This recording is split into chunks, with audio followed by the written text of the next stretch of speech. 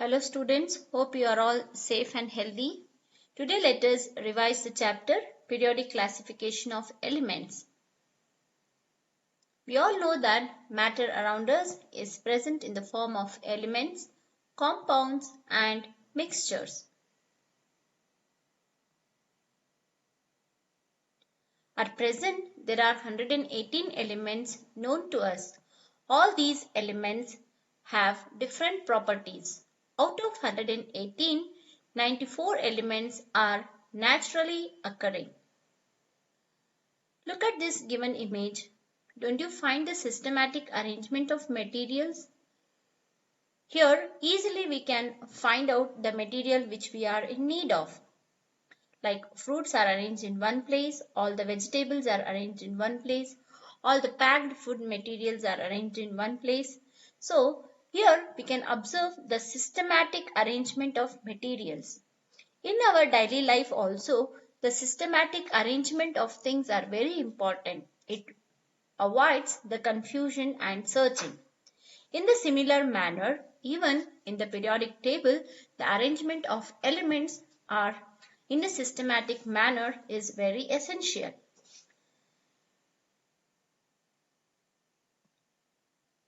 In similar manner, scientists made attempts to classify the elements according to their properties and obtain an orderly arrangement. At first, the classification was made as metals and non-metals. The first attempt to classify the elements in other way was tried and illustrated by a German chemist Johann Wolfgang Dobereiner in the year 1817. Here is the image of Dobereiner and his arrangement of elements in the form of triads. Dobereiner in the year 1817 started grouping the elements into three. So he arranged the element based on increasing order of atomic mass and he kept them in group of three. When the first element and third element was taken and its average was taken, it was approximately equal to the atomic mass of middle element. But this finding was only applicable for some triads, not for all the elements. So based on his work and contribution, Dobereiner proposed a law known as Dobereiner's law of triad, which states that when three elements were arranged in the increasing order of their atomic masses, the atomic mass of the middle element was roughly the average of atomic mass of other two elements. You can look here. Lithium, sodium, potassium is an example for Dobereiner's triad. So if we take the atomic mass of lithium and potassium and add and take the average, that is divide by 2, we get the atomic mass of sodium. In the similar way, if we take the atomic mass of these first and third element and if we take the average, we get the atomic mass of middle element, that is strontium. Here if we take this two atomic mass of chlorine and iodine and if we take the average of chlorine and iodine atomic masses, we get the atomic mass of middle element, that is bromine. So this is the explanation. On this basis, Dobereiner proposed the law which is called as Dobereiner law of triad, and these are the examples for Dobereiner's triads. Here is a table. Try to find out Dobereiner's triads among these four different tables. Find which is the table which do not suit good for Dobereiner's triad. Now let us look at the disadvantages. Dobereiner's law of triad was not applicable for all the elements. It was applicable only for three sets of triads. The next contribution was by Newland, and the law proposed by Newland is known as Newland's law of octaves. This is the image of John Newland. Newland's law of octaves was based on the particular pattern, which was also similar to the musical notes. So here you can observe when the elements are arranged in the increasing order of atomic masses, we can observe one definite pattern. Here every eighth element is resembling the property of first element. For example, when we see this chart, sodium resembles the property of lithium. In the similar way, magnesium resembles the property of beryllium, aluminium matches the properties of boron, silicon is similar to the properties of carbon, as so on. Based on this, Newland proposed a law which is known as Newland's law of octaves, which states that when the elements are arranged in the increasing order of their atomic masses, every eighth element resembles the properties of its first element. Here is the example of table that shows Newland's octaves. As we know that it is based on musical notes. Here you can observe, for example, lithium, sodium, potassium. So here sodium shows the property similar to lithium. In the same way, potassium shows the property to sodium. So up to calcium it's okay. But after calcium, if we observe these elements, we can see that it doesn't show the similar properties to the previous elements.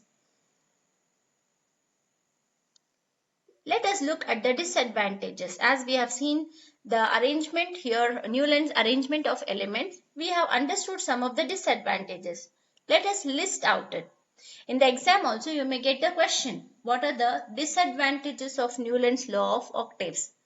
So we need to write it like this.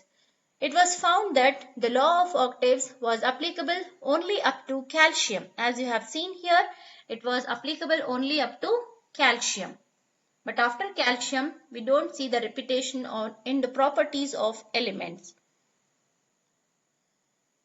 Second point, it was assumed by Newland that there exist only 56 elements in the nature and no more elements existed in the nature.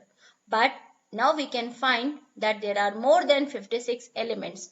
So this was the wrong prediction given by Newland. Two elements were kept in the same slot. When you observe Newland's arrangement, you have seen two elements were kept in the same slot. So this is one more disadvantage. And we have also observed that elements that do not resemble the properties were kept in the same group. So all these are the disadvantages of Newland's law of octaves. Next, let us move on with the next that is Mendeleev's periodic table. So this is Mendeleev's periodic table. It was designed and given by Mendeleev. Mendeleev concentrated on compound formation.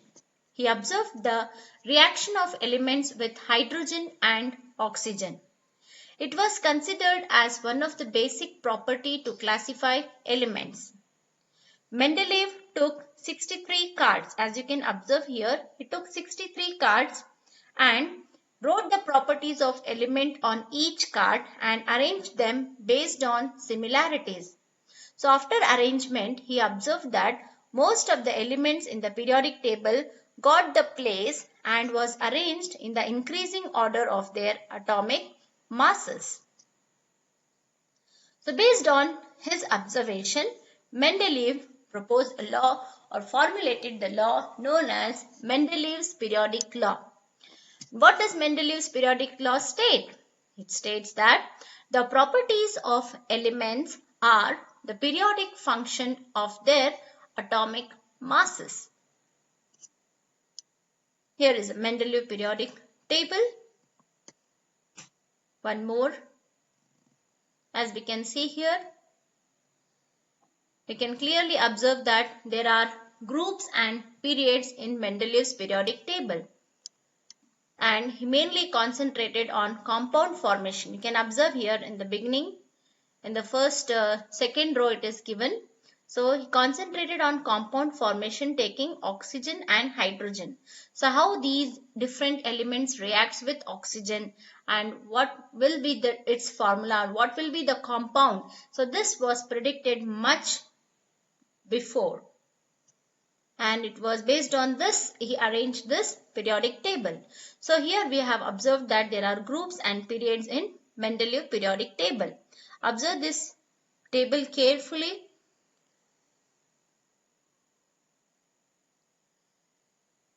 We have observed that Mendeleev's periodic table contain vertical columns called groups and horizontal rows called periods.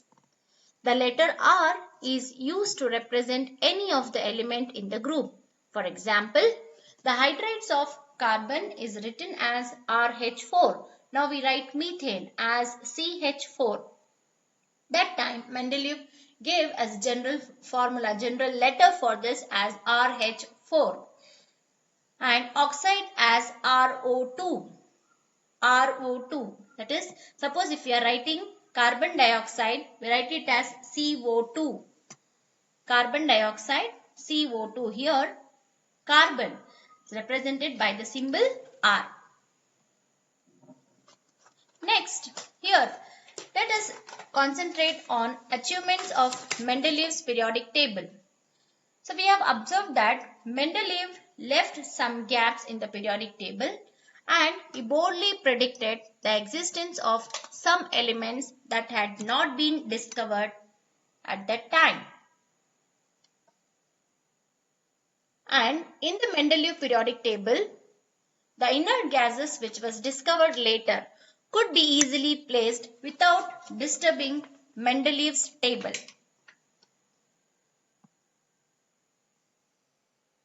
These were the achievements of Mendeleev's periodic table. Now let us concentrate on limitations of Mendeleev's classification. The first limitation was Mendeleev could not assign a correct position to hydrogen in his table.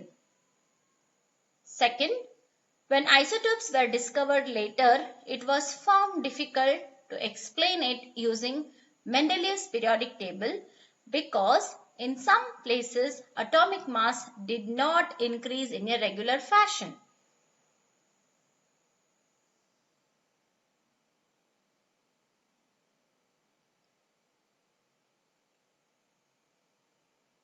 In 1913, Henry Moseley showed that the atomic number, that is symbolized as Z, of an element is more fundamental property than its atomic mass.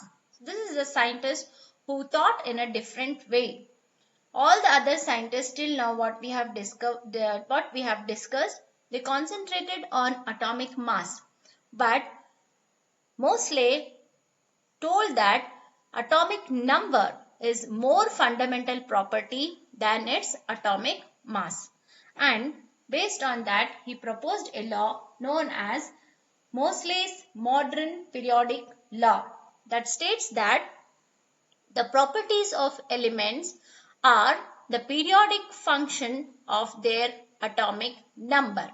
As we can see here in this image, when we are increasing one proton each, the number increases. The atomic number increases in a regular fashion. For example, hydrogen 1, helium 2, lithium 3, beryllium 4, boron 5, carbon 6.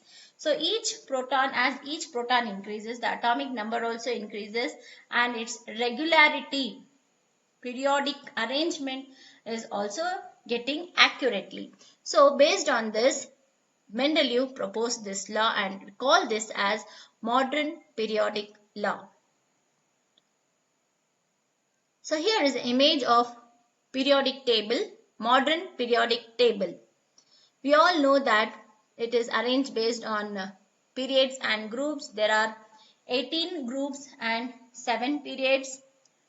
So it is divided into 4 blocks: S block, P block, T block and F block. So this periodic table is arranged based on increasing order of atomic number. based on modern periodic law. As we can see here, increasing, it is all the elements are arranged based on increasing atomic number.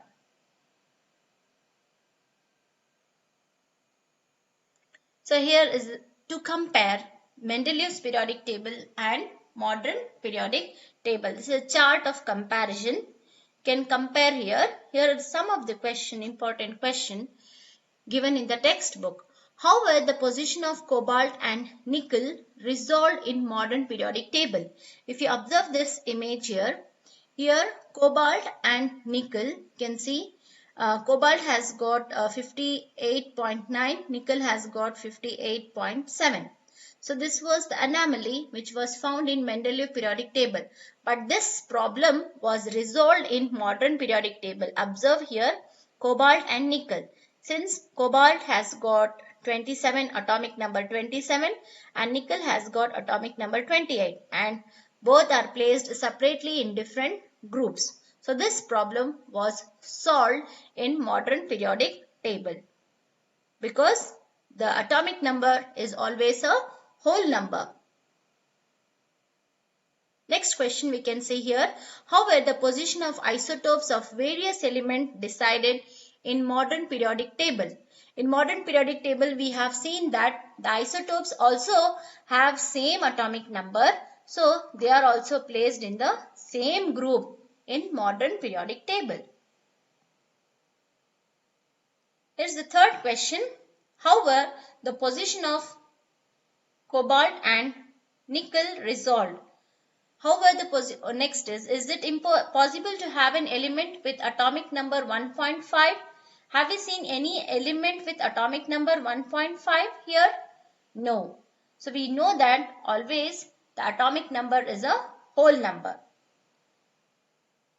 Where do you think should hydrogen be placed in modern periodic table? Next question. Don't you think the position of hydrogen is apt now as if now in the present modern periodic table? So we write it.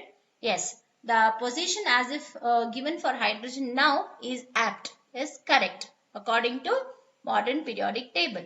These are some of the questions that are given in the activity part of your textbook. Position of element in modern periodic table or explanation of periodic table. Now in exam you may get the question to write a note on modern periodic table or list the importance of modern periodic table. So we have already learnt about modern periodic table. We need to put it in points. Now let us see what is the first point. We have observed that the modern periodic table has 18 vertical columns. These vertical columns are called groups and 7 horizontal rows, and they are called as periods.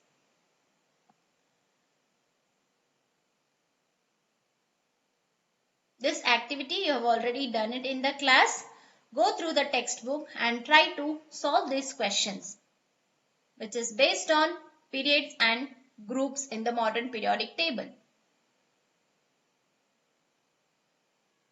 Second point, elements present in same group contain same number of valence electron.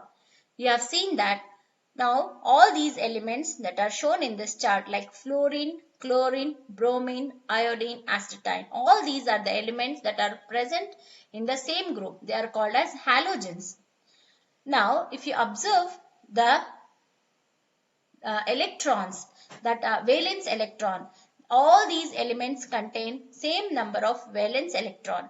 For example, fluorine 2s2 2p5. How many valence electrons are here? 5 plus 2 7.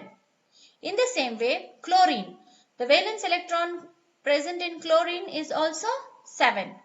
Bromine, the valence electron present in bromine is also 7. Iodine, here also we see the valence. So we have observed that the elements present in same group contain same number of valence electron. Their valency remains same. This is the second point that we have observed in the modern periodic table. Let us look at the third point now. Group in the periodic table signify an identical outer shell electronic configuration. You have already seen that the electronic configuration remains the same. Identical outer shell electronic configuration. The number of electrons present in the outermost shell remains the same.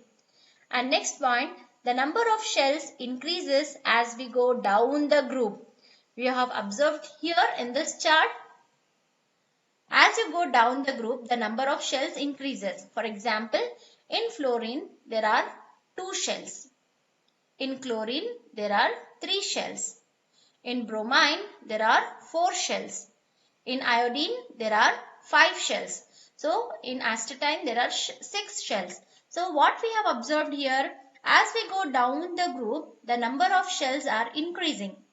The number of valence electron remains same, but the number of shells keep on increasing as we move down the group. So this is our next important point that we have learned from this modern periodic table. So based on this, there is one more activity which is given in your textbook, which you have already done it in the class. Please go through it once again. Next, fourth point. The number of valence shell electron increases by 1 unit as the atomic number increases by 1 unit on moving from left to right in a period. So, when we are going across a period from left to right, we see that for every element, the electron increases by 1. For example, lithium. Here in lithium, the electron is 3. For beryllium, the electrons are 4. So, atomic number also increases by 1 unit and number of valence electron also increases by 1 unit. Do write the number of electrons and atomic number of one period and try to find the answer. Last point is maximum number of electrons that can be accommodated in a shell depends on a formula 2n square. Sixth point, the position of an element in the periodic table tells us about its chemical reactivity. By seeing the position of element in the periodic table, we can tell about its chemical reactivity. For example, if the elements are present in the first group, we can tell that they are metallic in nature. They are alkali metals. If they are present in the 18th group, we can say that they are inert gases. So, by finding the position of element, by learning about their positions in the periodic table, we can talk about the chemical reactivity of those elements. Next point, the valence electron determine the kind and number of bonds that an element can form. So here valence electron play a very important role in the bond formation. Thank you. We will learn about trends of periodic table in the next class.